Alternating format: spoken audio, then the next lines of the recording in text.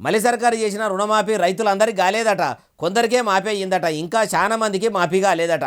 అగో 100% రుణమాఫీ చేసినామని చేయిపార్టోళ్ళు శంగలిస్తుంటే రుణమాఫీ కాకపోవడం ఏందంటారా ఈ నుండి.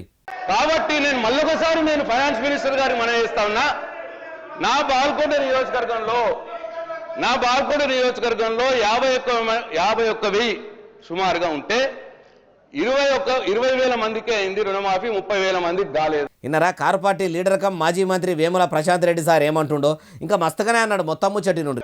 ప్లస్ మేము టీఆర్ఎస్ ప్రభుత్వంలో ఉన్నప్పుడు 2 సార్లు 2 విడతలుగా మేము చేసిన దానికంటే మొన్న మీరు చేసిన రుణమాఫీ అమౌంట్ తక్కువ ఉన్నది. ఇన్నరా బీఆర్ఎస్ ఏలుబడిలో 2 దఫాల్లో చేసిన రుణమాఫీ కంటే కాంగ్రెస్ సర్కారు చేసిన రుణమాఫీ చాలా అంటే చాలా తక్కువనట.